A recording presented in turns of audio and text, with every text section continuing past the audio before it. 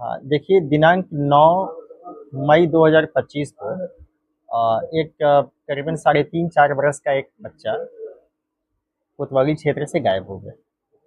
और तुरंत जब इनकी जैसे ही इनके परिजनों ने थाने को सूचना दी, तुरंत एक्टिव टीम को एक्टिव किया गया और इस बच्चे की बरामदगी के संबंध में 4 टीमों का गठन किया गया।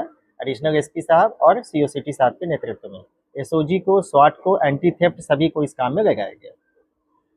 और जब हम लोगों ने सीसीटीवी फुटेज देखना शुरू किया, उससे करीबन काफ़ी पूरे शहर के सीसीटीवी फुटेज जो भी आसपास के क्षेत्र के थे उसको लगाया गया।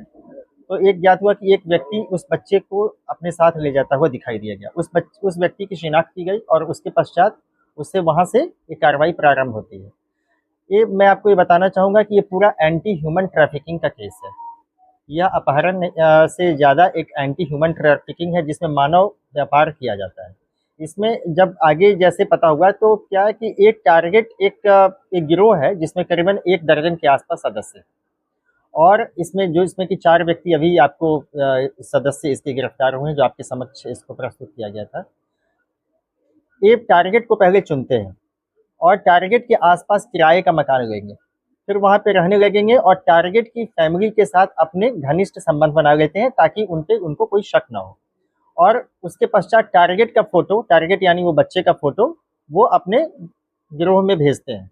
और भेजने के बाद जब वो टारगेट सेलेक्ट हो जाता है, ऐसा नहीं कि हर टारगेट सेलेक्ट हो जाए, जिसको खरीदना है वो टारगेट जहाँ जो क्रेता फैमिली यानी बायर है, वहाँ तक जब ओके हो जाता है, पैसे की बातचीत हो जाती है, तब उस टारगेट बच्चे को वो वहाँ से उठाते हैं बहलाव के। और इसके साथ में जैसे बहुत छोटा बच्चा है, 8 दिन का है, 10 दिन का है, 15 दिन का है, 1 महीना का है, तो वो उस बच्चे को आप उसकी फैमिली के साथ जो है जैसे यदि उसकी माता या पिता यदि कहीं व्यस्त हो तो उसका फ़ायदा उठा के वो उसको गायब कर देते हैं। एक टारगेट एक साथ कई जो फ़ोटो है वो ट्रैवल होता है, दूसरे जब फाइनल हो जाता है और इसके बायर भी कई होते हैं। बायर में जब फाइनल बायर पैसे की बात करके उसको ओके कर देता है, तब उसको पहुंचाने के जिम्मा के लिए वो एक कार्रवाई होती है, टारगेट को उठाएं और वहां तक एक हैंड से दूसरे हैंड में ये हैंड ओवर देते हैं। तो अभी तक के जो प्राप्त जानकारी के अनुसार इन्होंने करीबन 8-9 बच्चों का ऐसा किया है और डिफरेंट स्टेट से किया है। तो यह एक अंतर्राज्यीय गिरोह है और यह गिरोह काफ़ी दिन से सक्रिय था। इसमें जो 1-2 व्यक्ति जो इस गिरोह के सदस्य हैं, उनके विरुद्ध इस संबंध में पूर्व से भी अभियोग पंजीकृत है। और इस बच्चे की जो सकुशल बरामदगी हुई है